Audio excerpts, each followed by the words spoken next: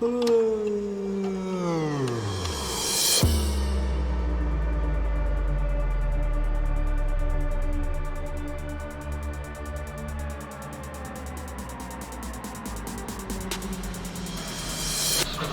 right.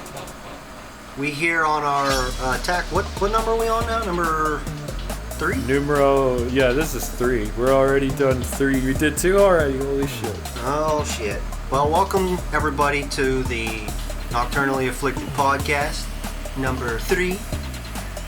We also, I'm here. I'm Grim, and. Oh yeah, that's my cue. Now we got Taquito Lethal in the building, aka the Tac Attack, TKL, the T2 Hot to Sit, with 2 special guests. Yeah, we got two of them tonight. Buddy of ours, we got Robot in the house, and our special guest, Lord Sporkus Hey everybody. of Twitch. Yeah, it's not just any Sporkus, but the Lord of the Sporkus. Yours truly. So happy to have you here, man. Yeah, I'm absolutely amazed to be here, guys. Thank you so much. Hey, fucking thanks for showing up, man. It's a pleasure. If it wasn't for you, we wouldn't exist. In a way. Yeah, we've had this thing on the back burner, been wanting to get Sporkus on here since the one we did with Jade. Fuck. Well, I have a real quick question to break the ice. So, do you have a throne, and how often do you use it? Well, actually, technically, my house has 2 thrones, and that depends on what I've eaten that day. Zing. Off to a great start. But no, seriously, yeah, my throne's basically just the couch.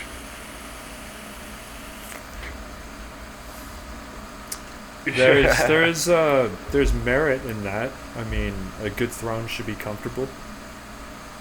I mean, we do have the armchair with the ottoman, so I mean that is in a sense kind of a throne, I suppose. I suppose, yes. That sounds more like a dad chair. It kind of is a dad chair. Yeah, Right. yeah, 100% a dad chair. I got a bit of a banger of a question here, and this one's so awesome that this one could apply to anybody and everybody who's down below on the comments. But so if you randomly had, big loud beep. If you randomly had $100,000, what would you do with it? You didn't have to work for this. This 100,000, this 100 stacks just appeared magically in your hand. What is the first thing you're gonna do with that? And that's a question we can all answer. We'll start with Sporkus, though. Well, first of all, I would probably set aside a little bit for my daughter's schooling. University, college money for my daughter. I mean, 100,000 doesn't go very far nowadays. But I mean, definitely wants to secure her future a little bit first.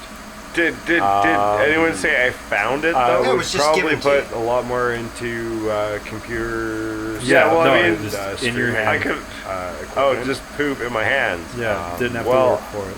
And what if the universe just probably appropriated the fact that I came into this money and nobody ever questioned it? Honestly, play it safe, play it smart. Well, neither was being audited, so That's smart entirely fair, and he's got priority. I can get behind that. I'm thinking outside of the box here. Put it in a Swiss bank.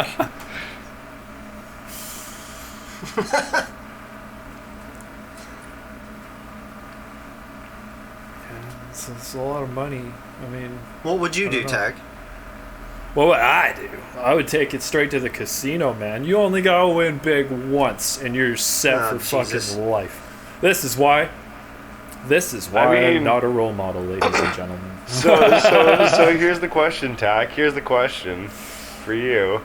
All right. If you took it to the casino, you say you only win big once, but wouldn't that 100,000 randomly appearing to you be winning big?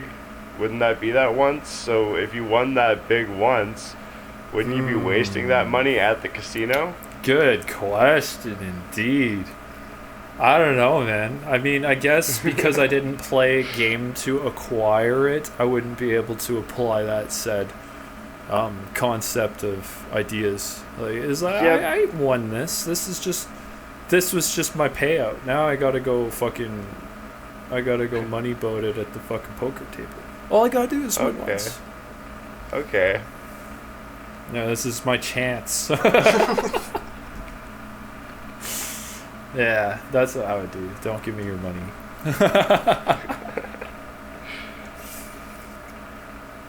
Nah, I mean, I would probably play poker with some of it, yes. But I would definitely like invest in some stocks, invest in some things that definitely need like audio interface, all that good shit. But yeah, I would take a good chunk of it and I would straight up fucking try my luck. Like shit, man, I just ended up with $100,000. Well, what? Maybe Providence is in my favor. I just roll the dice. All of a sudden, I'm set. Can I change my answer? Yeah. Mulligan. I would actually probably instead of stocks so much, I would actually probably invest a little bit more into not only my streaming setup, but other streamers who I feel would actually benefit and contribute to the community a little bit more. That's wonderful. Yeah, because even heck, That's Because awesome. because I realize how much streaming has improved my mental health and helped me in life, and honestly, I think I would actually enjoy giving some back to that community just as much. So 100%. yeah, That's you'd be fucking surprised awesome. where $100 can go, right? Even just Yeah, that. right. Like it helps so much, like in not even just the money, but just knowing that somebody's there to help you, and as a family, you know, it's absolutely, it's amazing. So like I think Yeah, man. money is a way to show it, but it's just to be able to help that community grow, and not even as a recognition for like a monetary or even helping his money, but like. I don't know how to explain what I'm saying, but just the idea of It's like a charity. It's like people that donate to you if you have the ability to do it back, right? I've actually seen some big streamers talking about doing this kind of thing where it's like, you make a big amount of money doing this thing, and then you just go around and you find some people who deserve it and you give back, and it's like, well, fuck. I like to think that a lot of the good people I've met through Twitch would do the exact same thing, because I mean, it's done so much for you, it's done so much for me, and like all these other people as well, and it's like, well, I mean, you're gonna want to give something back, and it'd just be nice to be able to, because I understand we're all fucking doing everything we can to keep our heads above the water, right? So like, I get it, Well, even to add on to that, there are so many good people out there, and a lot of times the good gets washed out because we see so much of the bad, and bad people tend to group up. They tend to get into little groups, and good folk, good-hearted natured people just want to be in their own their backyard and live their life. So they don't really need a group. And if there's a place where good people can, like you said, help each other out, pick each other up, give a little something back, or whatever that may be, I think that's what makes this wonderful in its own. It's a double-edged sword. Too much of a good thing, yada yada. But well, I mean, I think in a foundational level, we all just kind of, in a way, need to be seen, need to be heard, and kind of just feel connection with our fellow human beings. It gives people a voice. It gives us a community. I feel that. That's awesome, man. yeah, never take it for granted. It's a sense of solidarity, and exactly that's the one thing I never do want to take it for granted. Like, it's something I found that's wholesome. It's healthy. It's an outlet, and no matter how shitty my day has been. I mean, sure, I've had shitty days where I'm like, I don't want to take this to the stream because if I go into streaming with this mentality, it's unhealthy and it's not going to, build what I want this to be. 100%. Yeah, I get you. Maybe in a way that's helped you center yourself. I definitely feel like it has. It's taught me some patience, and it's taught me who I am, and in a sense, and who I want to be. The person on stream that you guys see isn't always. I feel like in showmanship and whatnot, what everybody sees isn't 100% you. It never will be 100% you. Mm-hmm. The only way to see that is to actually be standing beside you in real life, watching what you're doing, not with a camera in your face, because with that camera in your face, yeah, dude, subconsciously you're always going to think everybody's watching this. Mm-hmm. There's a quote that fits really well with what you said. It's like everybody has three faces. It's like the face everybody sees, the face everybody thinks about, and the face when nobody's around. Yeah. It's like, yeah, you can have your persona, your personal, the face you wear in public. Like that's what you put out there, and then you can have people's opinions. Maybe they don't think you're what you put yourself out as, and then you've of course got who you are behind closed curtains. Not saying that everybody's got some shady shit on the side or whatever, skeletons in the closet. I'm just saying, by just natural human nature, we're all fucking like we got a self that we don't show the world. It's just how it is. Well, and here's the other interesting thing is that there isn't just one version of ourselves either. Mm-hmm. Absolutely. Everybody's perception, everybody's everything that everybody else notices about you, personality-wise, visually, like physically, notices about you subconsciously, consciously throughout the day, is a different reality because what they notice is just as real to them as what you notice. So realistically, there's a different version of you based off of everybody that has ever seen you or spent any time interacting with you. Perception is a powerful tool in the world. Because realistically, so I'm not just who I see myself as. I'm also what I put out into the world. Now that's based off my actions. It's based off of what people see, and not even necessarily what people see, but, just mannerisms. The way I carry myself, right? The way I cough. Do I cough into my shoulder or do I just, cough out in the air? Like, people notice these things and they form a perception of you. Mm-hmm. So. Yeah, and it's not really who you are. It's what they perceive to be. Mm-hmm. It's fallible. This shit got deep, and we're not not even 15 minutes, and this shit got deep. That came off a silly question. What would you do in 100K? Holy shit! Off of what would you do with $100,000? Are we drunk to bring yet? it back? What would you do with $100,000, Grin? So we didn't hear what you would do. Well, I don't have kids. I think I'm on the same note as Sporkus. If I had kids and a family, I would definitely put some aside for that. Family first. But absolutely. As where I stand now, I'd probably take half of it and put it in gold, an IRA gold investment, and just watch that market go up and down and take out and pull out. And so all y'all want to be playing stocks. That's cool. Yeah, I've played a little bit with I have a small IRA in gold right now. I have about 2 ounces of gold, and a few years back, when I put it in, I think gold was at 1,200. And then 2009, 2010, there was a big boom in gold, so I took it out and cashed it. And then when it went back down, I put it back in, and I was up $200-300. Now it's a long-term investment, because this doesn't fluctuate like you do on the stocks.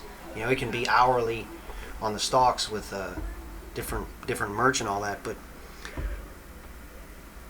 yeah, I'd probably put half of it in there, and then the rest I would just I don't know. Maybe some equipment for the stream, for the podcast. Maybe get a different mic. treat what yourself about you, a little. Sporkus? Maybe pay off some things that I need to pay off. I guess I should preamble that like this damn phone I just got. I feel that What though. got I you feel that paying here, off things like the right? PS5 You're I've a been Twitch using streamer. to stream. Yeah, that'd be like the first thing I think most people would do. Like, well, you're just like, I can't do I this want to do anymore. all Was of it an these things, inspiration? but I'm gonna Was pay it- my bills. Realistically, my perfect. bills. Specific, or Otherwise, was it a- if I pay for all these other things, This is perfect, man. my I would bills actually are still really gonna love be to there. hear about. Yeah, I'm your still gonna be financially like, stuck. Why don't would know I if not take accolades care is of the that proper word to first? use That here, makes but the like the most fact sense to that take you care of my started life. doing this thing, being an adult, Everything else is. and just everything fucking else is the a drive dream, let's behind be what you've been honest. doing. Like you fucking moved up the ranks fast. Stuff like, man, like tell us a little bit about the journey and how it all developed. So, interestingly enough, a little bit of it started, I'd say, a couple of years ago. Essentially, the seed got planted in my brain a couple of years ago when I moved to Dawson Creek. My ex was pregnant with my daughter at the time, and she had kicked me out of the house, and I had nowhere to go except for my cousin's place up in Dawson Creek, and her husband was a streamer on Mixer. I've heard about it. And I kind of liked the idea of streaming. Like, I was like, hey, you know, spend time with people and, you know, have fun playing video games, and, you know, people sit there on your chat and watch you, and you can do all this stuff with your camera and whatnot. I was like, that sounds really fucking cool, you know, like, interestingly enough, I have social anxiety. You wouldn't be able to tell, but, weed helps with that, actually. But, yeah, no, so I started thinking about that, and while my ex is pregnant with my daughter, right, and I'm, about a 6-7 hour drive away, and it got me to thinking. And so fast forward, I end up back in Williams Lake. You know, I'm dropping towns I live in, but whatever, it's fine. Not a big deal. I don't have anything to hide. But anyways, yeah, so I end up back in Williams Lake, and I'm sitting here. My daughter's born. I'm going through a lot of troubles with my ex, legally and whatnot. Work's getting difficult. I need something because honestly I've just been drinking too much. And I don't like who I am when I drink so much, so you know what, I need an outlet. And Jade Chantel, I think, mentioned that Tack here was a streamer, and got me into watching him. And honestly, that's kind of where it took off. The idea that, you know, like, hey, yeah, I could totally do this. You know, just chatting with the people in his chat and watching the people he raided into, and, you know, paying attention to what they did and how they were, and interacted with people. And it got me to thinking, you know, that it was a community that I could actually just open up to and somewhat be myself and find myself. And man, it just totally, it kind of turned into something. You know, my first stream, I was nervous as hell. I think it was Borderlands 3, actually. Because it was a game I knew. It's a game I played a lot, like 47 days worth of hours playing, you know, so. A lot. I mean, yeah, I was like, okay, so I'll definitely stream this first, and then that turned into Returnal, which I'm actually just going back to, funnily enough, with the name. And yeah, here we are today, you know. There was so much awesome sentiment there, man. Like, I I didn't know all the history when you reached out and you're just like interested. Like, yeah, like I kind of want to try streaming. I was like, fuck yeah, do it. And then like, bro, no, like there was a lot of looking for something. Yeah, dude. Like, I'm glad you found it. I hope this is what you were looking for, I should say. It's like, I'm glad to have you on Twitch, man. Like, you're part of my community. Like, I go on my shit and I check who's live and I like see like all my people. I mean, obviously, I check a like much larger scope than just that. But I mean, exactly. I'm sure you know what I mean, though. It's like you, Jade. I 100% know what you mean. I find it hard to juggle all the people I try to follow, watching streams and whatnot. I haven't been able to catch up on VODs, but yeah, it's hard. Yeah, no, I've been spending a lot of time, and the thing is, like, with this work thing, they just changed my schedule drastically. A lot to adjust to. I'm still trying to figure out my streaming schedule, the time I'm going to be able to get anything done, juggling having my kid and my time off. Yeah, you a busy guy. Editing my stream, my channel, everything. It's just it's a lot to.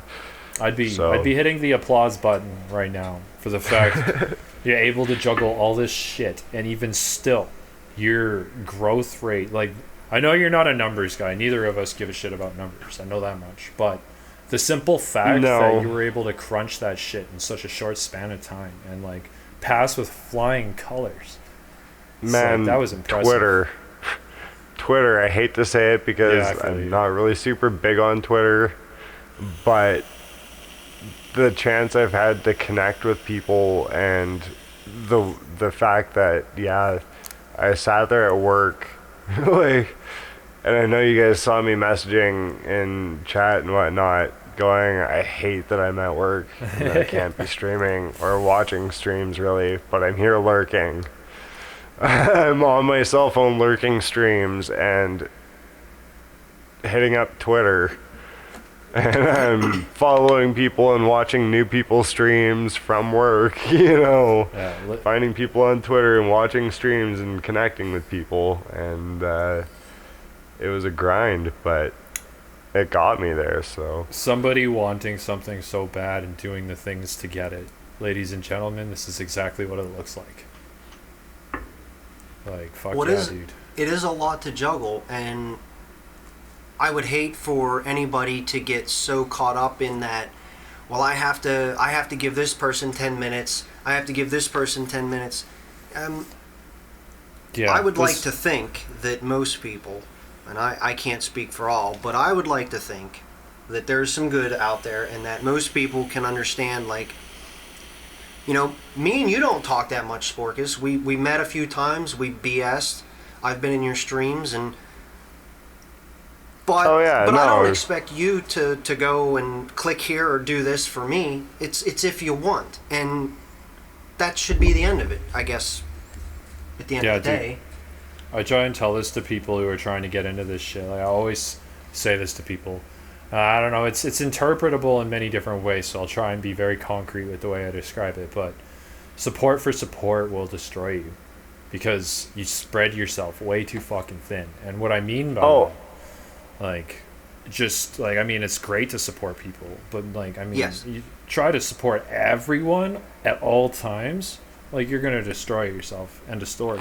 Oh, no, absolutely. I should clarify, I don't do, like, the follow for follow thing. Yeah, me neither. I will follow.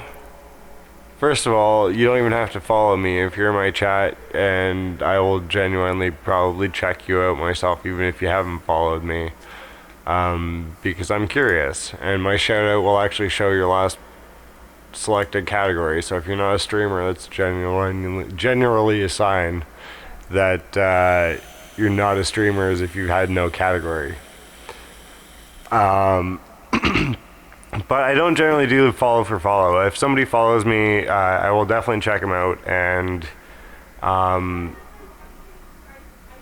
if there's somebody I find I would genuinely find adds to the community, adds value to the community, is wholesome, if you will, and is genuinely there for the community, not just excuse me, sorry, not just financial gain. You know, I will follow back for sure. Even non-streamers, because you never know if they're considering streaming at some point. You know, it may help them. Yeah, no, that's cool. You're like the first streamer I've met that started following followers, like the people just watching. And like I was like, shit, I never even thought of that. That's like an extra in depth. It's cool, man. It's incentive for them. It is. I think, you know, and cool. You know, like maybe they weren't thinking about streaming before. Maybe they were just enjoying watching the streaming, but maybe they'd start thinking, okay, well, shit, what do I need to do? Oh, dude, I you know, well, I bring it up simply because in the short time that Taquito has been doing his thing, and you know, we chat about things behind the scenes and whatnot, and there's moments that have happened where it's like, well, I gave you this much of my time, you need to do this for me, and it's whoa, you came in here, yeah, that don't do that. Yeah, excuse. I've run into that. But here's the thing: is that don't feel as if you need to placate them. Oh, I don't. Yeah, me neither, man. No, it's a simple fact. Like, I fucking support people. I do my absolute best to be there for my people. And my people is a very broad term because I'm always finding new people. And, like, I'll always try and be there. I will. But I can't be there 100%. exactly. Yes. And I like fucking... yeah, man. I do have... And it's not that you're not a part of my real life. I shouldn't say I do have a real life, because Twitch is a huge, like, this community is a huge part of my real life. It is. But that's not to say that I don't have other responsibilities in that life. Yeah, so to summarize and to be kind of crude about it, but don't fucking support me if you expect support back. If it's just because you want support back. Yeah. But, like, if I fucks with you, I'm gonna fucking be around when I can. But if I don't, I mean, you're not obligated to fucking be there, man. Like, I appreciate you being there, but don't act like I was begging you on my fucking knees or some shit. Like, that's insanity to me. Yeah, and people do that, and they spiral. You watch these channels that have done that, and in most cases they tend to lose their shit. Yeah, it's insane, man. Like, do it because you love it. Fuck, that's like the main thing. Like, I was gonna say when we were talking about, like, you following followers might inspire them to stream and shit, and like I relate heavily to that because I'm the same way with music, and that's why I try and get everyone I know involved in this shit, because it's like, dude, if even just one person has the impact that it had on me, like, then I've succeeded. And I'm like, dude, the joys I've experienced doing this shit, man, I just want everyone to feel what that felt like. That's what a true creator wants. You don't want to have to paint something on a canvas and then it sit in your attic for 30 years. You want to be able to get it out there and canvas it. You want to sell it. You want eyes to be on it. So, you know, we've the times that we've had streamers on here, Tack, we've talked. It's almost like it's a love. And if you love it, then this is kind of a great place. It is. In its own way. Yeah, well, I was just going to say, Robot, you know, I can't play D&D every day of the week, but I, you know, set some time aside for that. So it's all about priority, and there's a lot of people that, even in my little small neck of the woods, you know, they walk up and down the street, and they don't even look both ways when they're crossing the intersection. And I've seen women who have, you know, a baby on their hip and one in the carriage, and they're playing ninja fruit or whatever the hell it is. Like, oh Jesus, you almost died. How do you walk out of your house? It blows my mind, and it's that enthrallment. Yes, we're social creatures and we want to connect, but at what cost? And I think everything in mediation in its own way. And of course, you guys are looking to, do your own thing, so you want to make it a job. So I just think you can do that. I guess that's the goal. To be honest with you, I'm not even approaching streaming from the point of view as a job. There's a lot of things I could be doing to make money off of streaming that I don't actually have on my channel. A lot of options that I've seen that are fun and flashy, but I could also make cost money, but I choose not to because I don't want there to even be the appearance of it being about the money. The tower was actually brought together as an idea of everybody being a hero. Yeah. Because we kind of all are in our own ways. So I was going to ask you about that. Like, where you got the idea from that? It's a good segue. Honestly, I am a huge Marvel MCU buff. I love the whole MCU. Tony Stark is my hero. Iron Man for the win. Iron Man for the fucking win. Yeah, that's dope, man. Tony Stark all the way. So, and naturally, the biggest symbol for that, in my opinion, that brought everyone together was like Stark Tower, the Avengers Tower, from the first Avengers movie. So I was kind of like, I could just roll with that. And honestly, it was funny because I got Jade Chantel to do, and Knock, of course, Knock actually to do the theme song for the tower. And Jade did the guitar riff, and he was like, so what do I call it? And I thought about it, and I told him, I was like, call it the tower, why not, right? And he was like, the tower, and I'm like, yeah, okay. I remember that, and I didn't press at the time, but I was like, what the fuck? Like, I didn't get it at all. And like, he just like gave me the fucking title for it. Like, yeah, like, I always ask for a project title when I'm doing something. Dude, how's that? What? Why? I mean, I took it. I didn't question it. I was like, all right, sounds good. But like in the back of my head, I was like, why the fuck's the tower? Like, I'm sure he's gonna fucking. Where is this going? Yeah, no, I knew there was gonna be something to do with it. I just didn't know what. I was like, you know what? I'm just gonna let it surprise me. I'm sure he's got a cool plan. And to be honest with you, I had it half cooked while I was listening to it, and the very specific music that we chose. Yeah. That clip from the Avengers theme.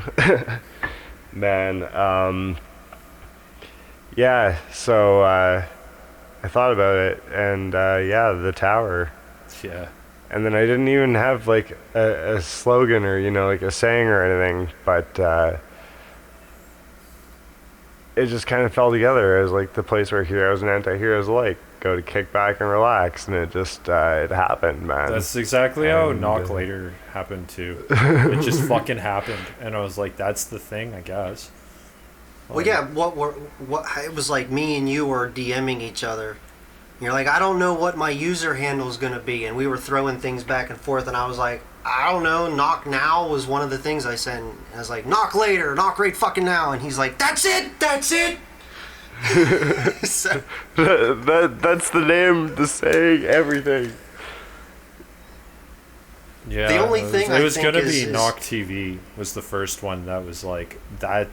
It's got such a good ring to it, but I can't remember why we didn't go with Knock TV.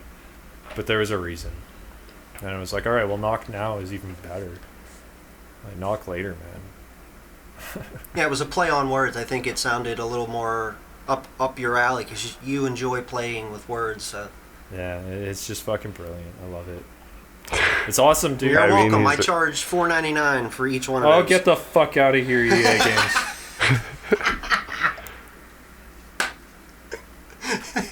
Yeah, fuck. I like words, linguistics. I was gonna say, I'm happy, I'm really happy for you, Sporkus, that like, I didn't know about the drinking history and all that shit, but to know that the streaming has done so much more for you than you can see on surface level, like, I'm astounded. I'm like taken aback a little bit. I'm impressed. It's just, thank you for sharing that, man. That was incredible. Oh man, I knew that honestly some of my answers were going to have more of an impact than you were expecting, and I was going to have so much fun with it. So that's actually kind of why I was pumped about this, because I'm honored you get to tell your story. And we always seem to get new people like every other week. That's fucking amazing. Other than that, I was more than willing to be an open book, and it's the right place. So thank you for helping me get my start and inspiring me, actually.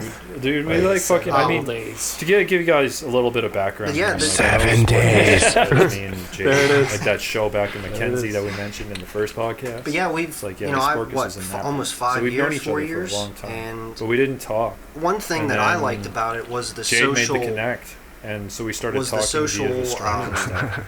Like connecting with new people. That was the main reason that you can for getting into Twitch to begin physically, with. But I don't want to say flex, that, but one of the greatest things that it's done for me, and I know it's done it for other people. Because there are people that have joined us that are quite quiet and me shy. Me and Sporkus are like really good friends now, and like everything, you know, when we did the first podcast, you probably all will hear me the first 28 seconds. And Jade, I think she initially connected us on Facebook. Yeah, I got nervous at first. And then you told me how to find you on Twitch, and I got my account set up and then found you and started watching. And really snowballed from because I used to be very reclusive and socially reclusive like that.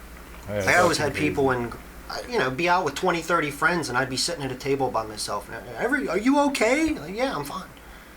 That's just how I used to be the same way. No, it's real cool, man. Like, I've tried to play D&D with you guys. I've tried on countless occasions. It's just not my thing personally. I know that now after trying to do it so many times. But I do really enjoy the concept, and I think it's a really cool thing. Like, fuck yeah, to the people who enjoy it. Just a little too much bullshit for me. Like, I don't mean like it's bullshit. I just mean like the cards and knowing all the skills and doing all this stuff and like a glossary of fucking information. It's overwhelming for me. But I really do. Yeah, there's a bit of homework. Yeah, but I do appreciate what it is. It's not for me. That being said... Yeah, I can hear that. That being said, I've recently watched this show. I watched it a few days ago. It's called Arx Machina, I think. But you guys should check it out. Because it's like... It's what I envision D&D to be. Like, literally an animated TV show of a D&D party. I think you guys I'm familiar with it. Yeah, I think you'd love it. First episode had me fucking hooked. I was like, this is amazing. We are not sponsored, but shout us out. Yeah, but see, that's the thing. I don't need sponsorships to shout out shit that I'm behind. I love it. It's a good show. Brought to you by Amazon Prime. Yes, I delivered. I love how much I just dropped HBO. Yeah, fuck. That's funny. We were talking about that earlier, before you popped in here. Oh that yeah, was I wanted to bring that up. That hurt. That hurt.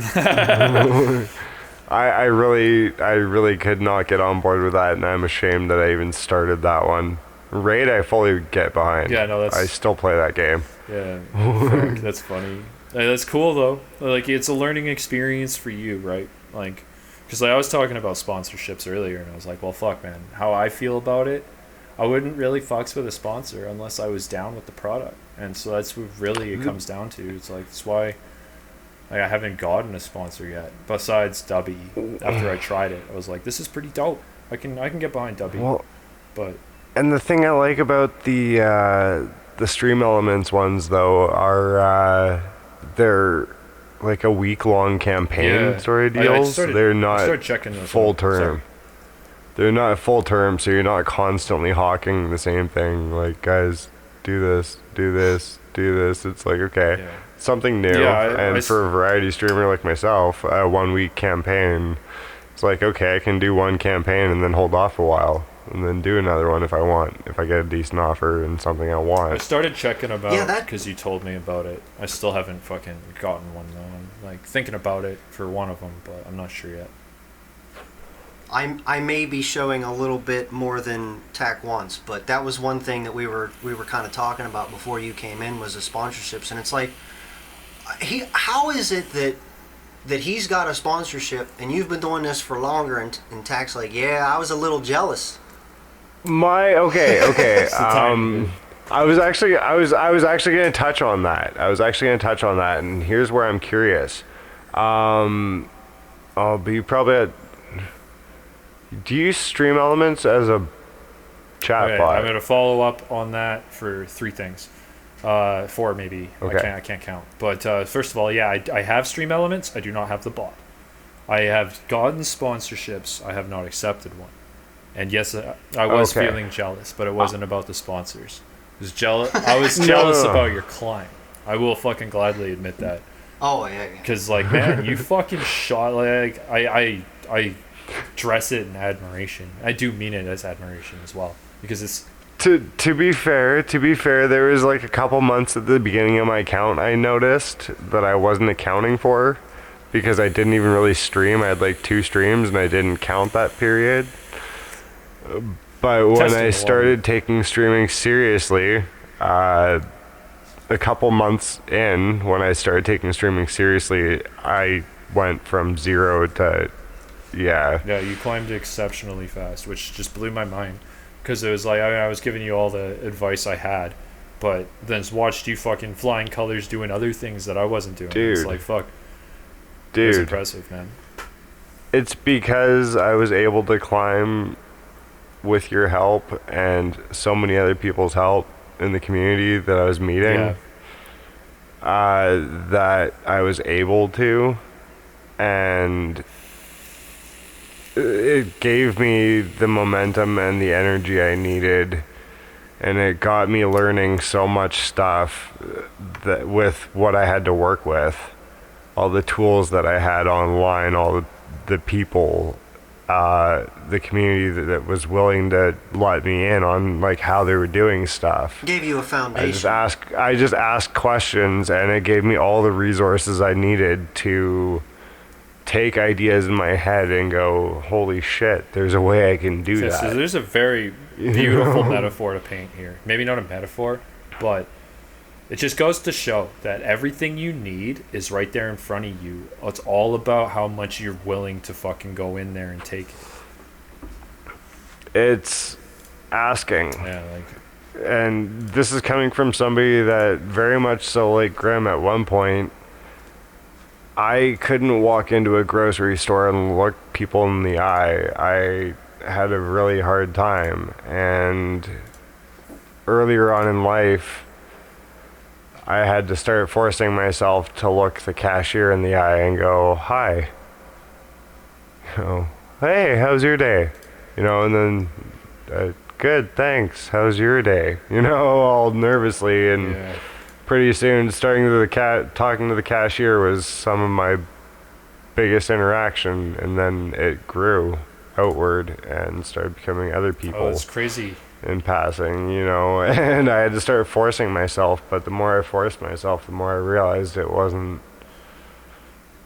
as bad, and sometimes it was actually kind of nice, and I don't know, things just kind of changed, and sure, I have a lot of trouble sometimes. I still don't know how to react in certain social situations. Like, I react the totally wrong way. Yeah, it happens, man. We're all human. Like, yeah. Shit, man, I ain't fucking perfect. I fucking do some shitty things sometimes.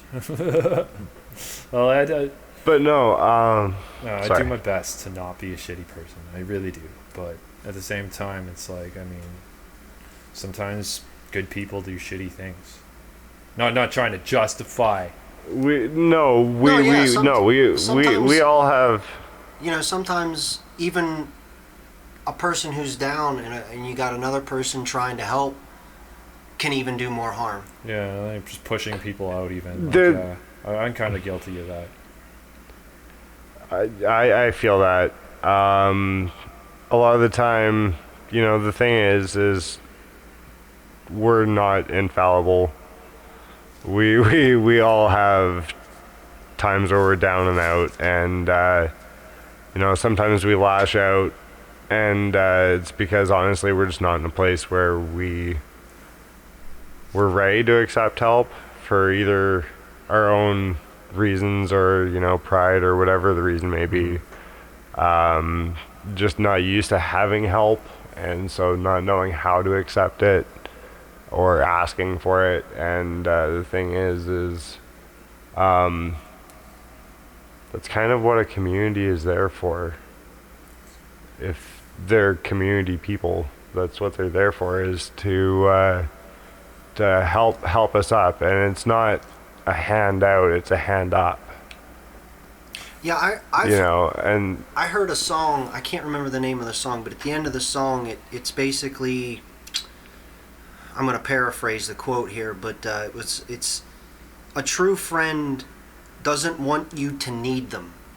They want to make sure a true friend, or someone who's trying to actually help you, I don't want you to lean on me once I pick you up. Once I pick you up and you're on your own 2 feet, I want you to start walking again on your own. Like, I want you to be strong. I want you to be that pillar in your life. I'm here if you need it, but don't think I'm gonna cheat sheet your life for you. Does that make sense? I'm not a crutch. Right. Yeah, there you go. Yeah, no, that's pretty legit. I mean, yeah, I can't really think of other reasons. Well, I mean, there's plenty of reasons for community, but like that's one of the better reasons for sure. We're all in this together. Like, yeah, man. I knew when I started doing this shit, like, I'm not gonna be everybody's cup of tea, and I'm perfectly fucking fine with that. It's like, shit, man, I don't want to please everyone. My goal is to find my people, It's like, it's not about big numbers, big money, this, that, the other thing. It's just finding my people and connecting with them. Like, that's the goal. I certainly enjoy meeting, especially as I've gotten older, because I'm not as reclusive as I once was, but it's been a pleasure to meet the people that I have met, whether that good or bad. Because it's, at the end of the day, it's taught me something about myself, and I've learned something about people too. Yeah. Yeah, it's unfortunate. Some bridges burn themselves, I guess. Yeah, I mean, it is what it is. Not like this, like back. Cherish to every saying, interaction, even the bad ones. Out here to please everyone, man. Because it's like, and I mean, like, if I'm doing my thing and you happen to stroll across it, and you're like, they're a learning fuck this guy, too. This shit's whack. Power to you. Like, no reason awesome. for it to just I'm glad you were perspective is a powerful tool to bring it full circle. and I'm sorry that I'm not not what you're looking for. Where did I go wrong? It's just where did the situation go wrong. It's kind of like, too many people are so quick to place blame instead of going, okay, well, maybe this whole situation just wasn't. I hope you're able to find what you're looking in anyone's control. Because it ain't here. All you gotta do is point your fucking fingers and say, that's the bad guy. That's not right now. Yeah, that's just like my view on it all. It's kind of shifted. I'm not sure when. It's hard to like pinpoint the timeline for it, because I did used to like put myself out there and I'd do my absolute best to please everyone, walking on eggshells, all this shit. And then eventually I was like, what the fuck am I doing? Like, I'm trying to keep this shit real. But if I'm continuing to fucking pander to this bullshit, then I'm not being real with myself, and I can't have that. So like, I just stopped putting up with it, man. I had this one guy, I can't even remember when. It was like a month ago now, maybe. Just like some new guy.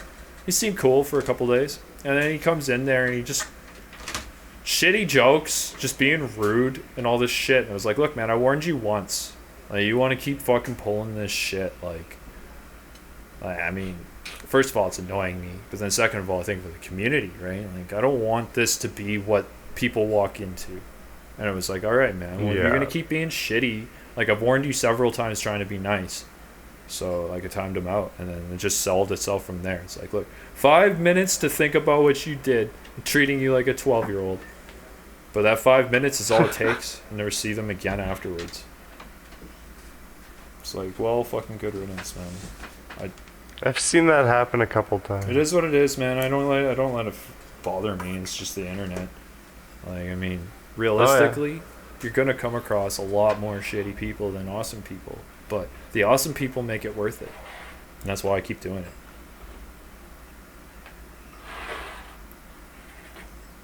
shit.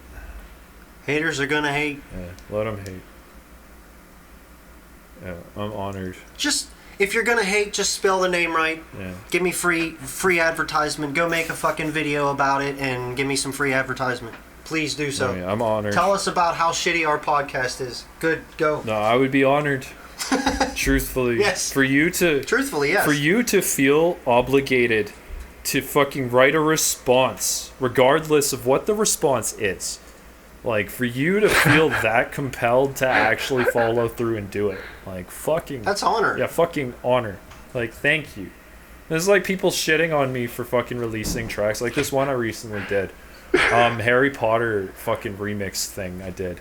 And I don't know, I just like got a fucking whim off it and like talking with some people on Twitter. I was like, this is a funny idea, I'm gonna do this.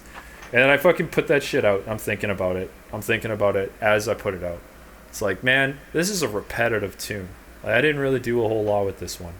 And then sure enough, like a week later, this guy's fucking commenting and he's like, yeah, like this is fucking weak. This does fuck all. Like this shit sucks. It's repetitive and boring.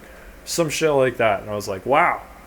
I agree with you, actually. Like, I thought about it as I was posting it. So, like, I'll do better in the future. Thank you for being honest with me. Like, I genuinely appreciate that kind of criticism. Whereas you just get other people that are being fucking dickheads. And it's like, okay, well, opinion void. Because you don't have any real backing behind that. Yeah, if you're just going to say I suck, at least tell me why. Yeah, like, give me something to improve upon. That's called constructive criticism. You can be a dick about it. It's gonna look bad on you. Like, fuck, that's just how I see it, man. So you can. But even in your time of anger or whatever that emotional state is, there still could be something in there. I'm willing to look into it. That gets me excited to think about. If I made a song and somebody was not just typing a reply of hate, but they were angry. Like, what did I do to anger you? Please, go in depth. Like, what did I do? How could it make you angry? Like, did I use some sound effect that made you have some PTSD flashback? Or like, something? Dial it back. Which part made you angry and why? Like, that's fucking amazing. Like, what did I do to elicit that response? Holy shit. I have a good proverb here. I always like doing little quotes and whatnot when I can. And it's a Chinese proverb. It's if you are patient in a time of anger, you will escape 100 days of sorrow. That is a good fucking proverb, man. I can think about a lot of actions in my life that I did when I was angry. That's what happened. It's like I should have fucking thought it through, but I didn't. Now I live with the consequence. Well, comes with age. As we get older, right, we kind of slow down, and I think... Oh, for sure. The impulsiveness starts to slow down as well, because I know I've gotten older, and as I've gotten older, I tend to, like, we've had little spouts in the Discords, and it's like, I understand that this person's mad at this person, and there's a problem, and I need to fix it, but I want to know where it all comes from. So maybe it doesn't need to be so excessive. There could be some communicational error here that we're just missing. Yeah. So I like to dig into that a little bit, and then I can set aside, I'm not getting angry at this person, or I'm not being biased against this person because blah blah blah. Because hell, if I grew up in a family where my mother was like, look, if you end up in jail and you do something stupid, don't call me. You get one call. You better not call me, because if you're in jail, you sleep in your bed, And even if my brother did something stupid and ended up in jail and it was justified, he's going to sit in there. Don't call me. Not sure how that connects, but basically just mind your P's and Q's, I guess. Starting to ramble a little bit. It happens. I mean, that is kind of the whole point of the thing. Have another. Yeah, exactly. Bar's still open for another while. My time, you got about an hour. Got about a half hour to last call. Yeah, there you go. Got any? A while back. Yeah, there you go. A while back. Oh, sorry. No, I was about to say, you got anything else? Because I'm fucking dry. Well, you mentioned there was a slight mention of the Mary Jane. Oh, yes. At the beginning, somewhere at this podcast. So, before we were talking, we didn't disclose any of our stories, but I'd like to. I don't know if Tack, you want to go first, or if Sporkus, you want to go first? Cause, I'll go first. We got a squeaky cleaner in here too. Yeah. He's not gonna have any stories, so sorry about this one. But yeah, so this is an awesome question. Also, just like the $100,000, you could answer this one down below. We'll even fucking answer or respond. Maybe we'll read them out next time if we get any. It's like your first time smoking weed. Tell us your story. Yeah, what was your first experience? Because I noticed that in your tower, you have like a little smoke tower that you all join and you have a little sesh. I think that's kind of neat. Yeah, it's pretty. It's personable. What was your first story? I guess on the Mary Jane, your first dance. Okay, so I was a little bit. Okay, a lot of people are like, "Oh, I was so young." Okay, I was 16, so interesting. Not that old either. Not that old either. I mean, it's a reasonable age. Reasonable.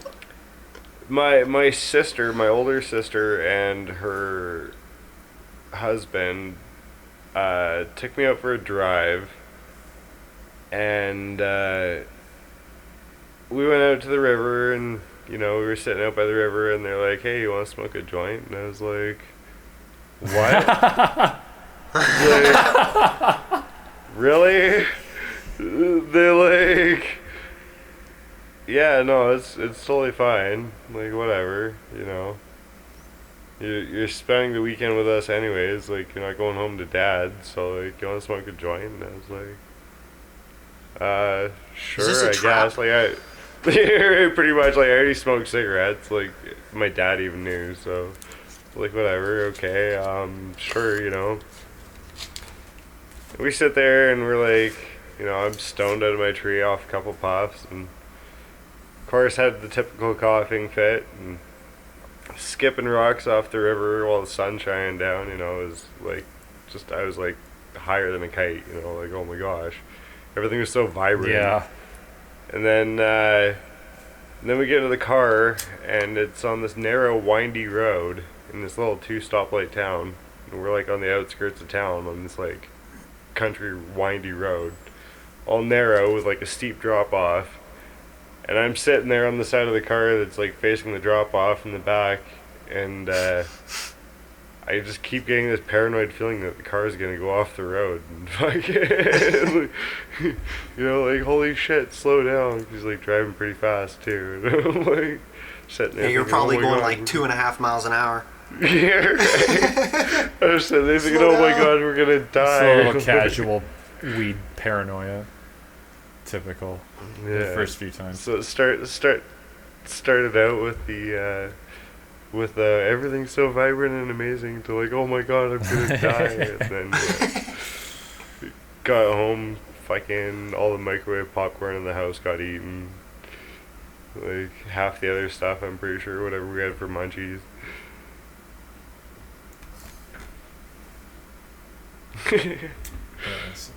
Yeah, it was mad. A pretty good first story, man. And like, you were out in the outdoors, couldn't have really been better, honestly. And you have all the open space to just be high. I feel like that's why they did it that way too, because like it was my sister, yeah, so great like somebody I trust, right? What a great sister. Yeah. So. Don't do drugs. You want to do drugs? Yeah, my first time was a little less graceful. I mean, it was interesting. I was about the same age as you were, actually. About 15, 16. I can't remember now. But I was always pro-dare. Fuck drugs. Drugs are the devil. I was always like that my whole life. And then in grade 8 or 9, I started getting curious. I was like, what the fuck? Like, why do people smoke this shit? Like, what the fuck? So it was interesting because I had a few friends that fucking smoked. And it was like, alright, like, I want to see what this is about, and I know I trust you guys. So fucking let's smoke a joint. Let's get high. So they're like, all right, let's do it. And we used to always hang out at my place, like fucking groups of people and shit. And so it was not an ordinary thing. So we got it together. It was like a group of 5 or 6 of us or some shit. But it was only 3 of us that partook on this fucking pinner of a joint. I probably only hit it 2 or 3 times. But I used to get like crazy effects. I don't know, because like I think about it in like my bloodlines and stuff, and like my mom is super clean. Never done a damn drug in her life, except for like pharmaceuticals and shit like that because of the doctor. But like never fucking ever done nothing. So like super clean canvas. I don't know much about my dad, but yeah, I just got fucking toasted, man. I was like hallucinating and shit. And like, yes, I've experienced hallucinations at an older age, and I can fully confirm that I was most definitely experiencing hallucinations. Like my first 10 highs, I was seeing shit. It's pretty crazy to think back to. But yeah, we fucking ripped this shit, and then I was all like, it was funny because before we smoked it, I was talking to everyone. I was like, man, I'm gonna be like paranoid. I'm not gonna want to go back to my house and all this shit. Like, what if my mom will know? Like all this stuff, you know, like typical teenage bullshit. And then I'm gonna get caught. I'm gonna get caught. I'm gonna get caught. Yeah, exactly. But then we got fucking high, and I was like nonchalant as fuck. I'm toasted, man, just completely fucked. And I'm like, dude, I am fucking Johnny Depp right now. Like, I can fucking act my pants off. Don't even worry. Like, don't even stress. I'm confirming it with everybody. Like, don't worry, I got this. Don't worry, shit's fucking smooth. I can't believe it's not butter. Literally, fuck, man. It was funny because the one buddy, he was all fucking chill, and then we got high, and then he was like not chill, and he's like, dude, fuck, we're gonna get caught. Like, complete fucking like the opposite. Like, man, I thought this guy's gonna be chill, but no, he's like not chill, and he's like, you're gonna get caught. It's your first time. You don't know how to act. Your eyeballs are fucking tomatoes. All this shit. Just freaking out. I'm freaking out. Like, he came up with the suggestion, like, because we used to hang out in my basement, and I had a window, and he's like, dude, we should just like open the window and crawl in. I'm like, are you fucking kidding me? Like, what better way to like fucking tell them that we're high? You fucking moron. Like, no, we play it cool. We play it cool, like nothing's wrong. We just walk right past them. And we were fucking solid. You got some... Yeah, man, just grab the Febreze, Yeah, you're good. You're golden. We played Smash Bros. We didn't have Febreze back then. You know what I had to do to fucking avoid that smell on my fingers? Because I'm not a joint guy. I like smoking out of bowls, but because it's stinky. But we used to have to rub, like, leaves on our fingers because our parents would smell our fingers. Oh, yeah. Let me smell your fingers. You smell like cigarettes. Shit like that. You had to rub like a maple leaf over your finger to dampen the smell. That's smart. That's how ridiculous we were. Yeah. My dad just made me go to the end of the driveway. Yeah, fuck. We hung out and played Smash Bros.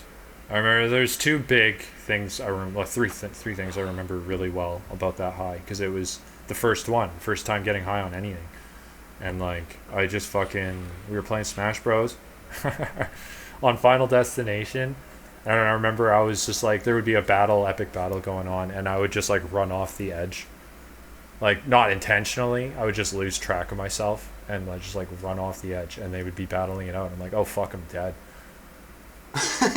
Yeah. And then they were playing with a hacky sack, just passing it back and forth. And then they fucking threw it at me, and that's when I found out I'm crazy flinchy when I'm high, or it used to be. But like, yeah, he fucking threw it at me, and it was like a fucking comet coming right on my head. Like, fucking flinched the fuck out. There was that. And then tucking yourself into a ball. Yeah, pretty much. Tuck and roll, man. I was panicked. Like, don't fucking do that to me again, type shit. and then we had a guest room and just a bed set up with pillows all over it. And at some point I laid in it, and it was like, oh my god, I am in a cloud in heaven right now. My buddy laid in the bed too. He's like, holy fuck, you aren't kidding. It's like, yeah, dude, this is what heaven is. And those were like the 3 most iconic moments of my first high. And after that, I became a stoner. Yeah, it's like sex. You know, you always remember your first. Oh, totally. And maybe your last, but, you know, the ones in between, it's like that was practice.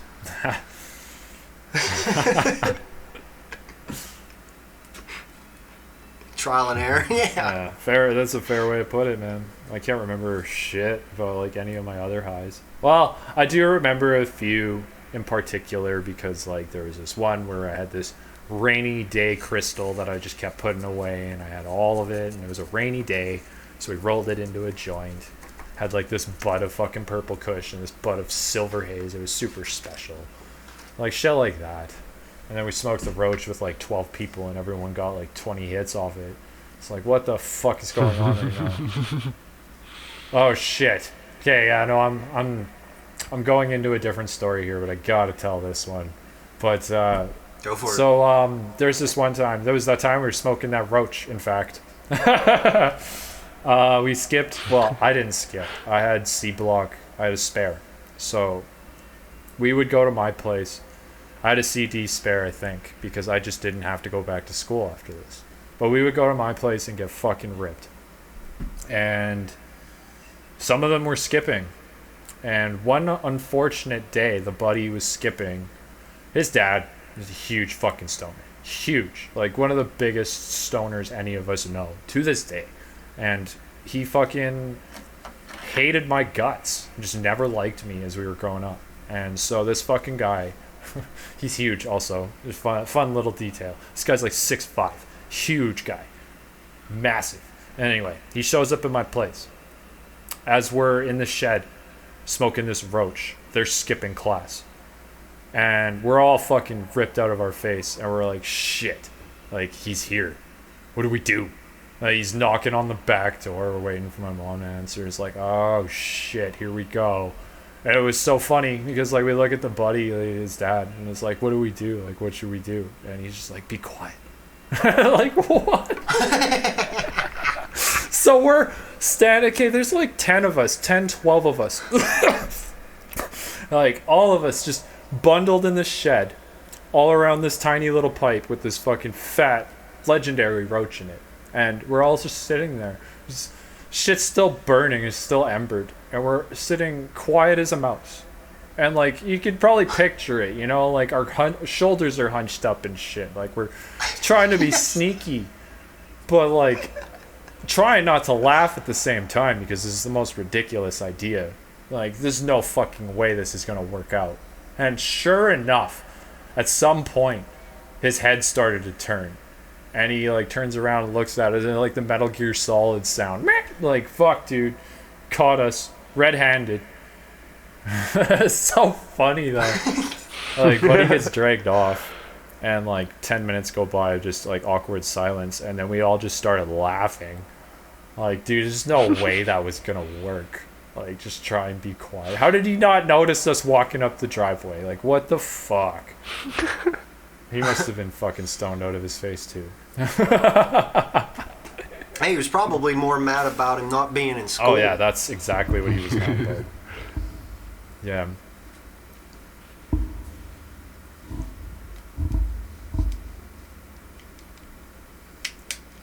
Yeah, no, it was really just this circumstance that made it funny. It's like, dude, of all things we could do, you just want us to stand still and be quiet? Like, I mean, I guess we were being... Yeah, I mean... Looking back, I mean, we were fucking stoned out of our faces. No shit, none of us thought of, like, an actual plan. But, like... You were caught like a deer in a fucking headlights. Exactly. What we could have done, though, is go behind the fucking door and huddle. Jesus. A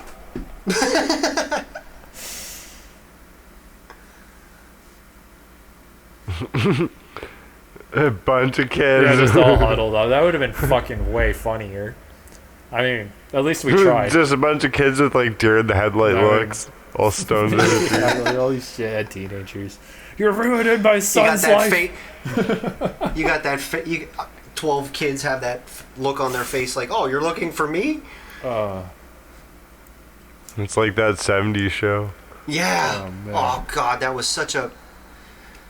I binged so many 2 weeks on that show. It's unreal. Man, that 90s show, I haven't finished it yet, but it seems pretty good so far. I haven't watched that. Ever since, what's his name, Brandon left, I couldn't get back into it. Yeah, I never really watched much of either. I have seen iconic scenes, but I've never watched much of either. That's Dazed and Confused, and that show is pretty much my life. Pretty close to it. Yeah. My parents didn't know about a lot of it, but you know, they're if they listen to this podcast, they're gonna learn all kinds of shit about it. Yeah, fuck. Good thing my grandma don't know computers. Yeah, that's fucking.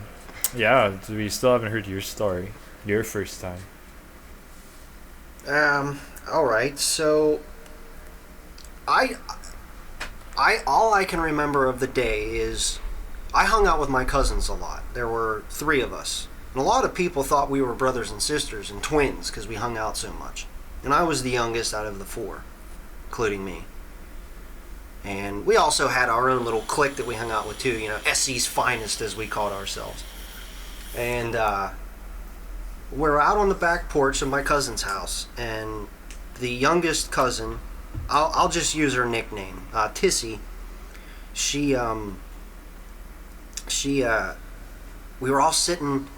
Now, it's a sliding patio door that's on track. So it's this double pane window, open window, and then back porch chairs right there. So we're all kind of, backs are facing this glass window. Their mom and dad is home. And she pulls out this little plastic baggie from the back of her pants. And she's like, I got 2 fatties. Let's smoke these bitches. And I'm like, oh, I didn't know we knew how to get a hold of that shit. Like, whoa, I read about this in a health book somewhere. Aren't we not supposed to do this? Yeah. So, of course, she pulls it out. And the moment she pulls it out, her mom is tapping on the window. Oh, so now you have that, oh shit, and she's trying to put this thing behind her in her back pocket, and she can't get it in her back pocket because she's got this nervous, I can't find my back pocket going on. She's holding her hands behind her back. Her mother is asking her what's behind her back, and she says nothing, don't worry about it. Long story of 5 minutes of weird, she's gonna find out, we're fucked. She went back inside, and we were on our way. We went down to the little river here that we swim. I swam in a river as a kid. How I even learned to swim in that river. And we're down there, and we're huffing and puffing on this thing, and you know, we don't know what it's going to do to us. We're all new to this. I think one of the oldest cousins had smoked once before this, and I don't know how they got it, but maybe it was through her.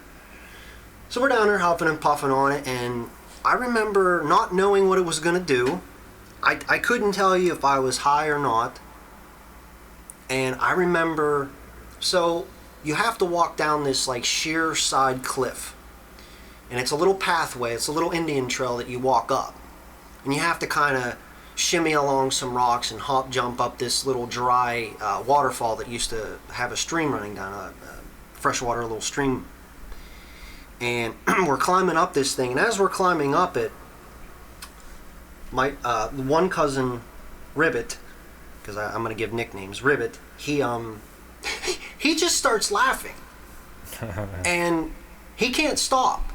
And his laugh is so contagious that it gets me going. And I'm talking like, you've probably heard me laugh on the podcast, you guys that are listening and whatnot. You know, I have a particular laugh, but I was laughing so hard that it's just like a and it's that you're trying to catch your breath laugh.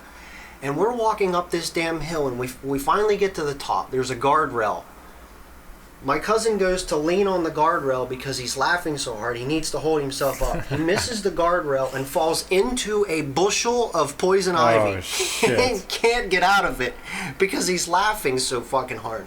I'm laughing so hard, and because I'm laughing so hard, my laugh is contagious to him and vice versa. So we spent 10 minutes of him rolling around in poison ivy. Then 15 minutes go by and we're, walking down the road. And of course you have all those thoughts like you guys, we're going to get caught. Good thing the parents are at work. When do they get home? And all of these paranoid thoughts. Well, my house was right up the road. And I knew my mom didn't get home till 5, 6 o'clock. It was the weekend, so, it was early. We could still go get school lunch because school lunch was from 11 to 1. It was like 12. We were like, well, let's go get some food. Well, we walked up that hill. And it was such a hot day, and we were so high that your legs just felt like rubber. I was like, well, let's just stop in my house. We'll get some munchies, and I got some Nutri-Grain bars or whatever. We'll go grab a few. Well, we spent 4 hours in the house, and we ate every box of cereal that was in the house. I think there was a half a dozen boxes between 4 people.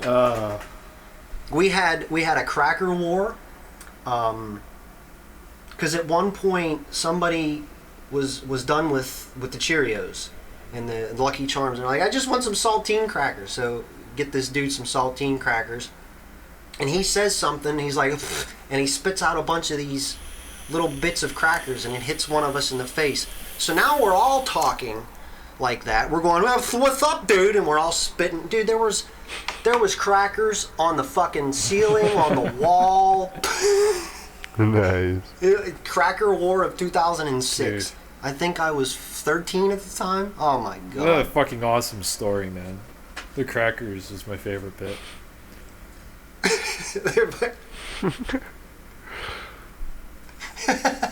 Yeah, you're the squeaky clean one here, aren't you? Yeah, fuck. What are your views? Like, not to put you on the spot or nothing, but what are your views?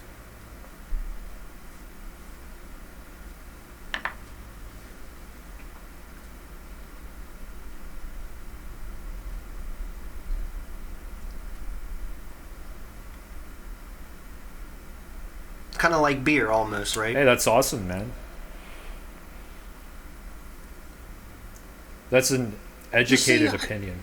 Weed has some health benefits. Alcohol does not. I mean, only sterilization otherwise. Well, yeah. Alcohol's a depressant. It's a depressant in the drug category. So. Oh, I thought 2 negatives made a positive though. Whoops. This ain't a battery.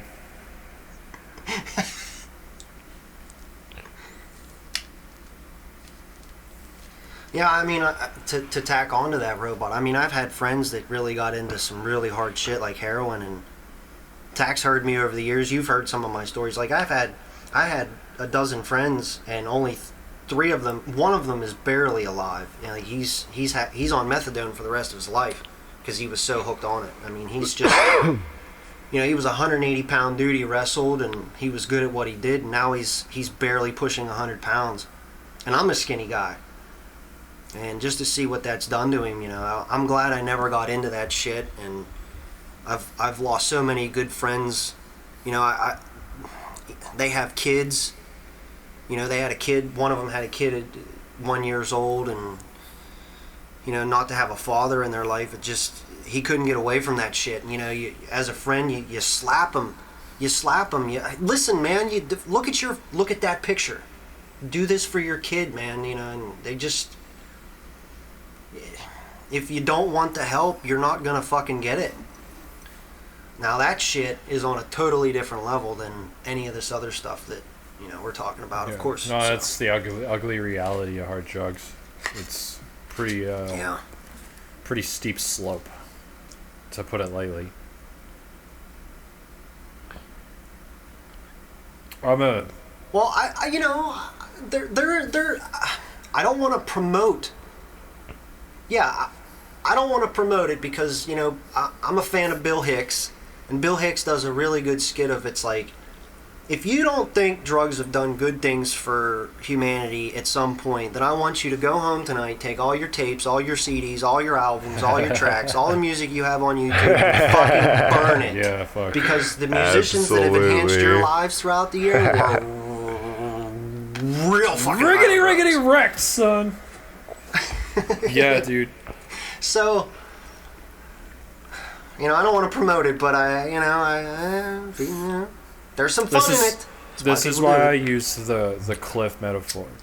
It's like, yeah, it's a steep slope, and I wouldn't encourage anyone to run down this hill because you're gonna fuck yourself up. You're gonna fuck your life up. But that being said, if you watch your step and you're mindful of where you're standing, like, I'm not condoning hard drug use by any means, but I'm not gonna judge you for fucking hard drug use. Like, that's why I wanted to ask Robot his views. And like, I respect that you can be sober and not look down on people for having their vices, because everybody's got their vice. Whether it's coffee, like, I don't give a shit. I don't give a shit what you do, man. Like, people have vices. Like, maybe it's some harmless, like you need to eat fucking apple pie because you need your sugar. Like, you still got a vice. There's social media. Exactly. Here's a fun fact. What is the most abused and used drug in the world? Cigarettes. Alcohol. No. Nope. No. I don't know. Caffeine. Hold on. Yeah, caffeine. Yeah. It took me a moment to think about it. It's like, hang on a minute. What do people take in all the fucking time? Like, nicotine is the first one that comes to mind. Think about like New York alone. Seattle. Yeah, caffeine. It's a killer. I love caffeine. Anywhere BC, Canada, where there's a fucking Timmy's. Caffeine's awesome. Nicotine's awesome. I hate nicotine, actually, but I'm like so fucking caught in its vice grip. I hate cigarettes. Vaping, man. I don't know. I feel healthier still. I do. I like the vape, and I do enjoy it. I just really like to not need the vape. You feel me? I don't necessarily need it per se. Like, when I'm at work, I find that my need for a vape puff is far less than my need for a cigarette. Fuck, I was the worst. Well, do you think it's still the habitual hand to mouth, or it's like you're just trying to fill in that void of time? I don't feel like it's the hand to mouth. For me, it's the actual vapor. Interesting. It's the actual smoke, the feel of it in my lungs, and my, like, just the actual feel of the vapor. And interestingly enough, the actual visual of the smoke itself, because I've noticed that when I smoked a cigarette or puff on my vape in the dark and I can't see the smoke, I don't feel as satisfied, or like I've actually had a puff.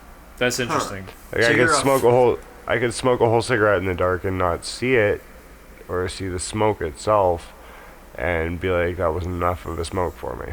Well, hell, if I lived in Canada where it's 20 below, I wouldn't be able to tell cigarette smoke from air either. Yeah, it do be like that sometimes. Fuck, dude. That was the one... You'd be blowing and passing out in the same fucking That was the one good thing about hitting the bong outside in winter, man. We all took Goliath fucking hits. Every time. Just to see it. No, like, fuck, dude. It doesn't matter if you took a small toke. It'd still just be fucking massive. Like, you get shrouded by it. Awesome, man. That was the appeal. That's why we smoke, man. As much as people fucking deny it. Like, dude, feel the burn. Feel the burn. Like, look at the cloud. Like, there's so much. You're part of the cool kids now. Fuck. Honestly, though, to be full disclosure here, that's not to say that I haven't had some really shit days at work where I go out for a puff on my vape and I actually see a coworker smoking and I look at them and I go, you know what, fuck it. A cigarette. I do that too, man. Can I have a smoke? I do that too. Like, I'm having such a shit day, I just want to feel myself die a little faster. I actually say that to them. Like, I just want to feel myself die a little faster, please. Yeah, no, I fucking relate. I mean, I haven't done it in a while, but like my old job, yeah, dude. Every now and again, like that's how I indicated to my crew. I'd be like, "Look, man, you got an extra smoke," and I wouldn't have to explain myself further. I'd be like, "Man, you're having a shit day, huh?" It's like, yeah, you know it. Like, you care to know? I mean, at this point, most of them know I have my vape, so I'm like, I have my vape. It's working. I have vape juice, but it's just not enough today. No, that's exactly. Well, I think the one thing that's kind of cool about the vapes is the indoor use that you can get out of it. So, you know, if I go into a restaurant, there, in my country, you're unless you're going to like a specific privately owned bar.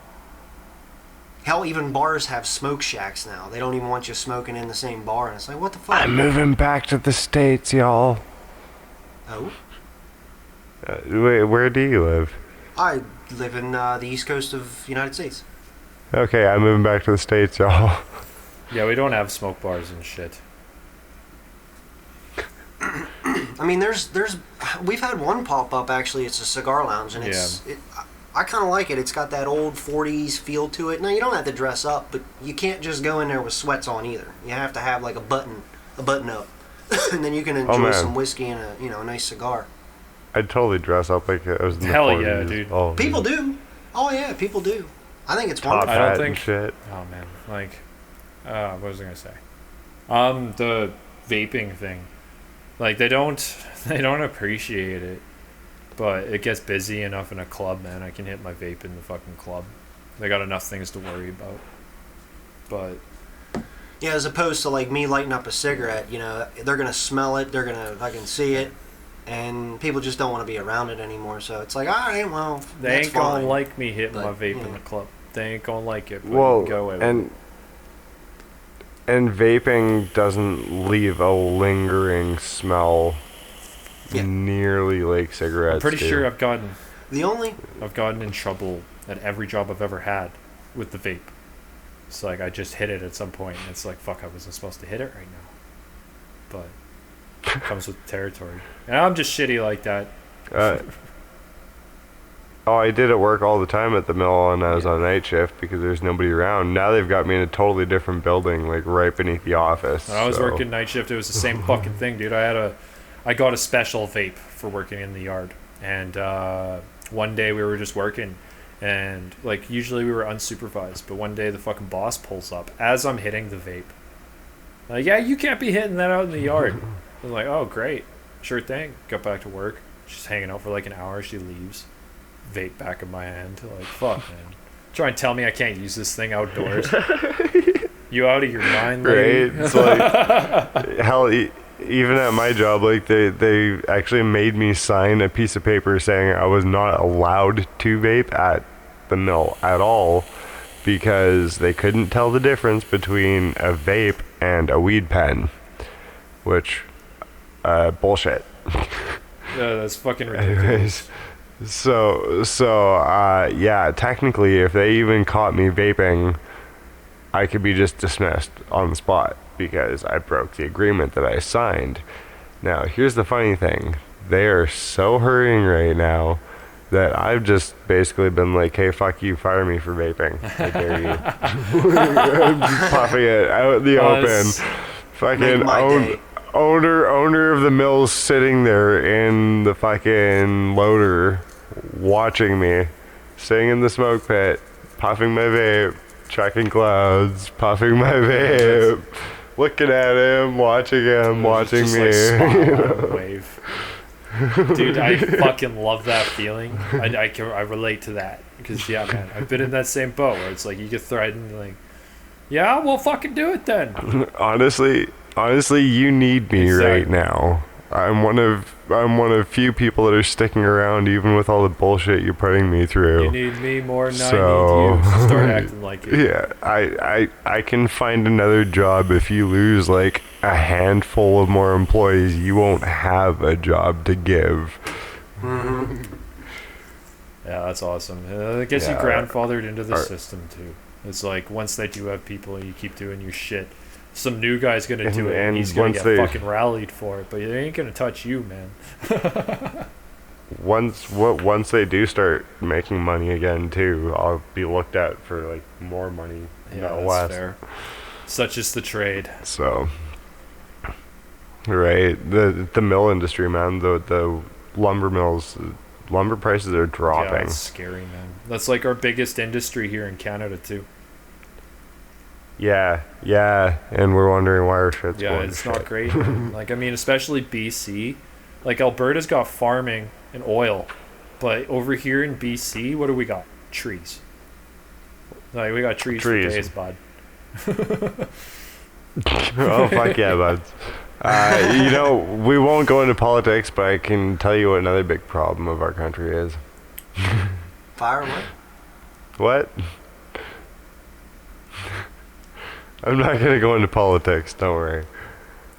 Oh, you're certainly welcome to. I mean, the audience is waiting. You can't just say I got this secret stuff and then be like, I ain't telling you. I'll give you a hint. Okay. He may or may not be, but is most definitely Castro's son. Oh God. Ugh. Politics. I think I understand now. Fuck. Yeah, that's exactly what I'm trying to do. Yeah. I have like a hair in my mouth feeling trying to spit. Yeah, that's right. Yeah, fuck. Like now I've got the drunken slur going on. I just can't even find my words sometimes. Well, let's loop it back to the. So I have one last little thing here that I'd like to ask Spork. So what's for the future for you? You got any big plans for anything that you want to disclose that maybe you could give us an inside ball, or do you want to keep it a secret? Keep it on the hush. I have to ask. There are things that I have to keep on the down low. Mm-hmm. Those of you that are in here, and some of you that may be listening, know some of what those things are, but I can't really disclose anything. Certain people, including myself, would kill me. Well, obviously I wouldn't kill myself. I shouldn't say that, but no, but to be honest, right now I'm just working through my day and trying to get from point A to point B, just the same as everybody else. I have some ideas for the tower, but they're in the works. Nothing I really want to disclose at the moment because I'm not entirely sure how things are working. Everything's constantly changing, everything's constantly evolving. Moving forward, I just want to keep the momentum I've got and keep the energy I've had going, and hopefully entertain some awesome people, all you amazing heroes. Yeah, not a whole lot really to say. Nothing big in the works, to be honest. I can get behind that. Well, it sounds like you got some stuff down the pipeline there, and maybe that'll be what people need to kind of, Yeah. To be honest, I'm just kind of pushing through work situations. Well, I'm very stoked, and, nevertheless, like discluding all the bullshit, because reality, real life, lots of shit, yes, but that all aside, because I know we all got our struggles and shit, right? And I'm not trying to discredit it by any means, but I'm very excited for what the future holds with what you do and with the tower. It's been amazing to watch it grow, and it's awesome being a part of it, man. It's fucking dope. Can't wait to see it, man. Can't wait to see. Dude, you were like the biggest influence to start out with. You were like, you really jump-started the engine in the tower, and honestly, I'm just so glad that you have been a part of it, and I'm so glad and so excited to see everything else that's going on. Genuinely humbled, man, to hear it. Like, you hear that, folks? You hear that? We've reached one person at least. and honestly, everything we have coming up, again, can't get into too much about anything, but everything in the works. Yeah, there's some surprises. I can't wait. I'm absolutely, I'm humbled and absolutely amazed, and moving forward with everything again. Like, I want to keep this momentum going. I want to keep everything I've wanted to bring to the community in full force, and just constantly up my game. I think that's why it's taking me so long, is because I came in so strong and so quick and so energized and pumped that I'm sitting here going, how am I going to top myself? Holy shit, that's the way to be, man. I fucking struggle with that too. What are we It's like, that's like, I haven't streamed in the last week, and I'm like, I just don't feel like pandering to, not trying to slander 90% of Twitch with this. I gotta really be careful how I choose my words here. But I just don't feel like pandering where I do the same fucking thing every goddamn night. I gotta try and come up with some actual entertainment. It's like, I think... I don't want it to be stale. Exactly.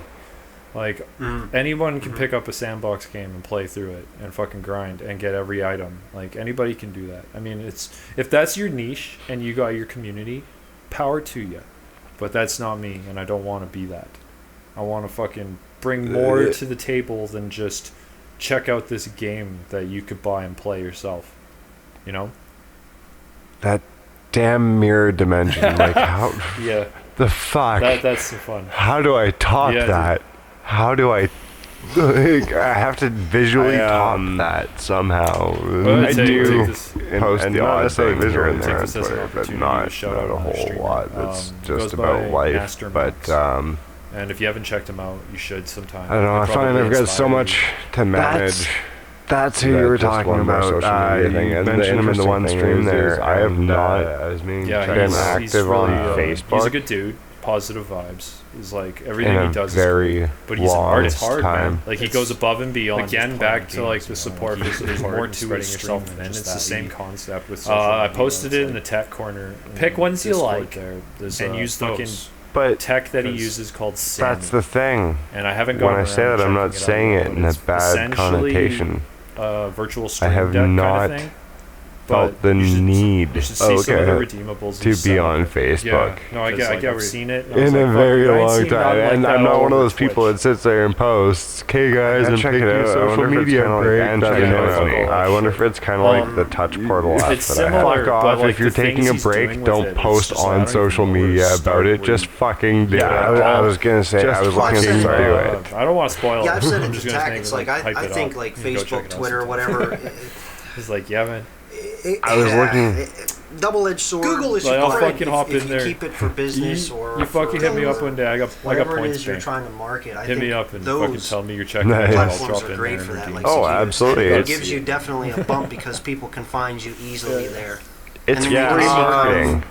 Yes. You'd be a fool not to. I'm sorry. I was gonna say, drop me but like the main thing I'm trying to say in Discord or something, and years ago when I was using Instagram, Facebook, Twitter, Tumblr, and virtually every fucking social media under the sun, trying to get my music out. I find him particularly having any results on because he's got like a pretty big thing. And the whole reason for that is because I was just like, I've seen features on his stream that I don't like. I wasn't able to keep up with any. It catches my eye right away. And that's why the biggest thing that caught my attention. If you find a social media and you like it, doing all these things, and he doesn't try and focus all your efforts on that instead of fucking. So you're like outside the Twitter bubble, but you're 400 fucking rocking. It's just insane. Add to it as you go. Well, see, that's the other thing is that that's the thing is I'm trying to go on Twitter. To steer away from Twitter. The thing is, I'm not using it mostly to gain any follows as usual, but strictly only actually keeping up with Twitter. I'm already followed for the most part. That's the thing is, I've noticed and you're it was created with the sole purpose. Yeah, it's being used for the tower. It's generally just been, hey guys, been long standing is just absent, or who I am. I hope to see you guys around. Life, we're gonna be not my whole life, but the duration of my Twitter, the duration of my Facebook. The podcast. I'm not really voicing my opinion too much. If you want exactly, and that's the thing. So for me to turn around and start using Twitter, it's kind of like, well. Why would I start up to say it there? Then I'd probably say it on Twitter, site and page and whatnot about my life when I already have one. My main pitch that I don't even have. I have a hard time. This is good for just like anybody who's trying to get their feet wet with social media. Get a general assessment. I'm a strong advocate based off of a particular Twitter. Just reading. So I spent years grinding away at Facebook like that before I finally realized that. You're boxed at the same time as Facebook. Like, it's almost like streamer red fucking ears and eyes, constant. And that's why I fucking was like, dude, Twitter is blowing my fucking mind right now, because Twitter shows you random people's stuff all the time because somebody retweets something that somebody retweeted like 16 times ago. Like it's reverse engineered Facebook. Facebook's about keeping in touch with people you know, and Twitter is built so you can meet new people. And Twitter's social networking by definition. It's the most clean and efficient way to meet new people. And it's just like, wow, man, after I figured that out, it was like, okay, I can get behind this. I still don't fucking like it. I go on Twitter every day, and like sometimes I see shit and I'm just like, nope, done with Twitter for today. But yeah, I see stuff that I'm just appalled by, and I'm like, wow. This is why aliens don't visit us. Yeah, no, I see all this shit and I'm like, fuck this.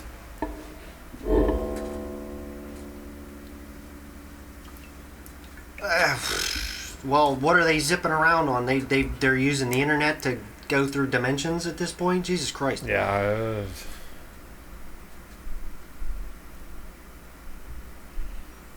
Well, I mean, there's the Wayback Machine, right? So we technically have a time machine already, right? Yeah, now's a good chance. No,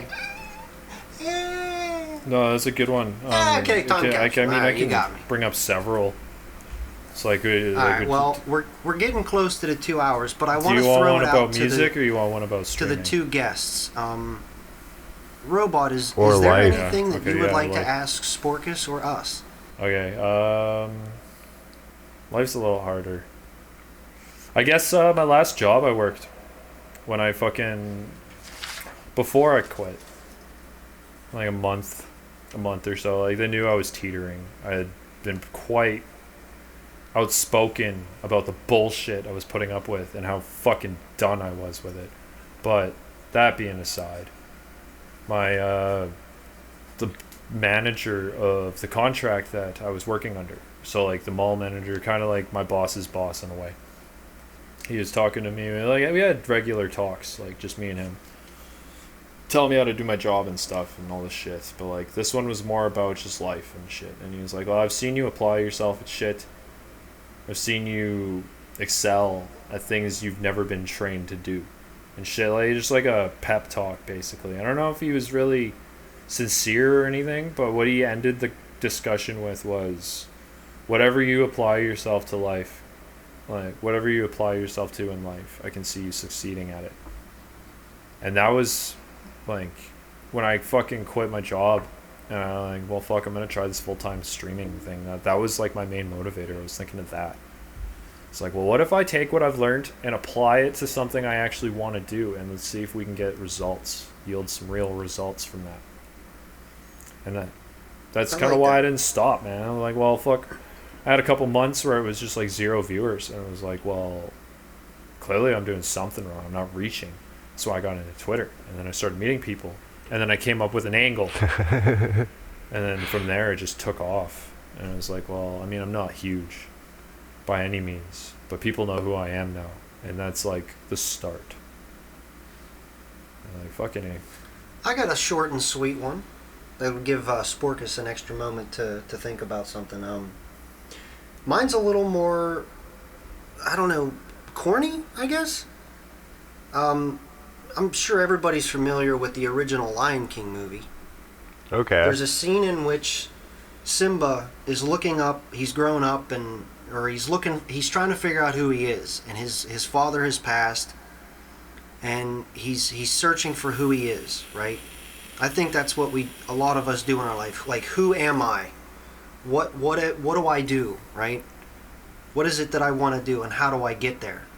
And his father appears in the sky, and he says, remember who you are. Never forget where you've come from.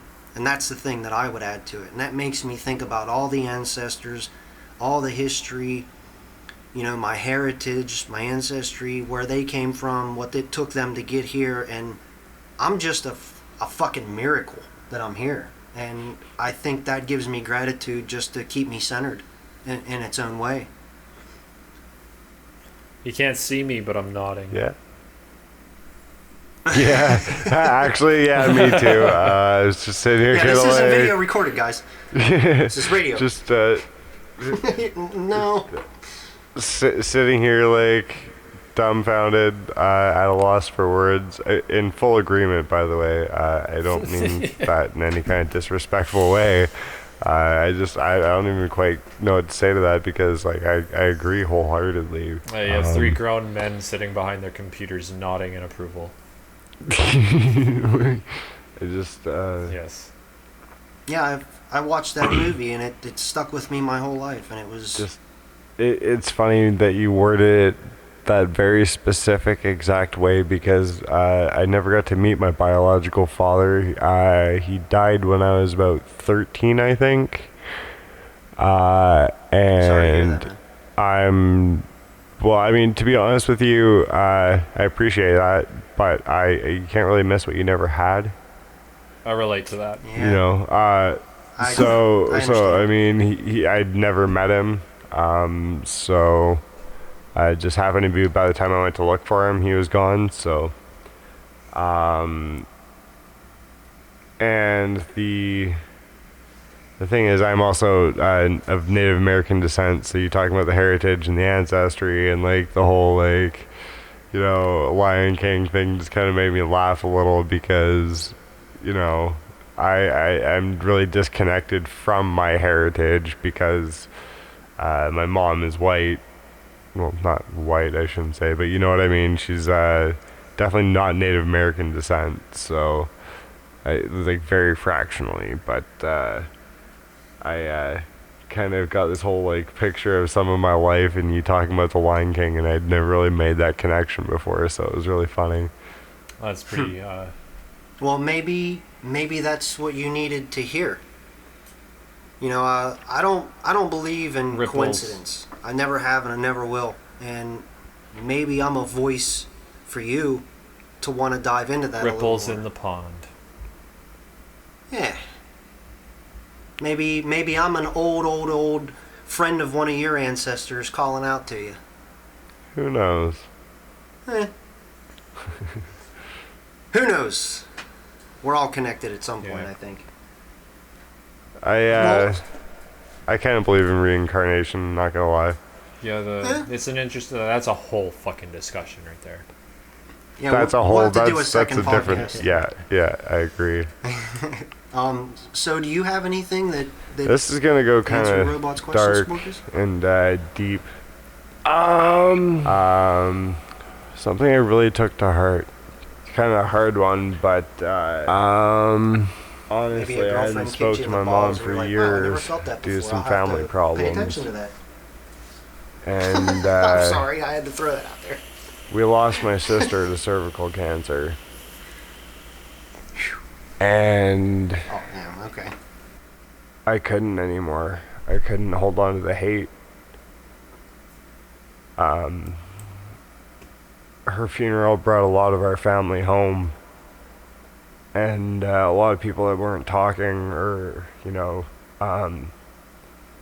couldn't really be in the same room together. All were in the same room together. And she was kind of the outcast, the black sheep of the family. And that really kind of got to me and got me thinking. So, yeah,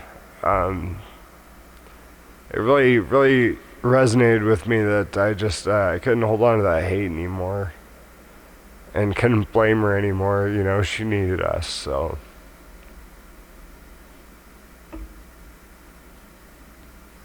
Maybe she was more of the glue than you realized, eh? Yeah. Makes you appreciate each moment. She, I think she would have been 45 this year. Not very old at all.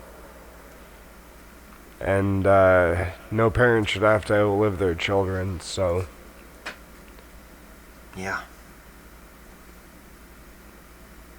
But Well, yeah, may she really, rest in peace, man.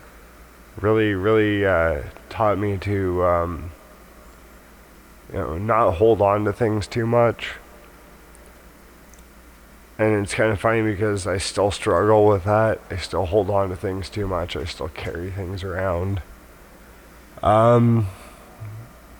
But streaming has taught me, not even just streaming, but like other things in life, reaching out to people, accepting help, has taught me that I can just let go occasionally, So. Well, hey man, I extend my hand to anybody out there that I've ever met. You ever need an ear to hear? Hit me up anytime you want, man. I'm sure any of us in here will do that for you. You just need someone to bellow out. Because I don't have any reason to talk. I'll just listen. Hey, same goes to you guys. Same goes to you guys. Cheers, fellas. Well, thank you. I appreciate that. Yeah, cheers. Yeah, Clink. No, Robot, same question actually. What's your answer to your own question, if I may?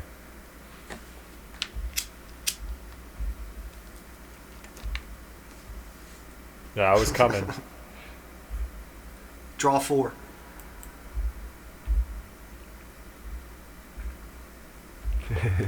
Yeah, he's taking over now. He's the host. When my grandfather had. I've been trying not to be. Last few months of his life. We're all this isn't my show. The last clairvoyant thing that he had is to me and my brother was It's.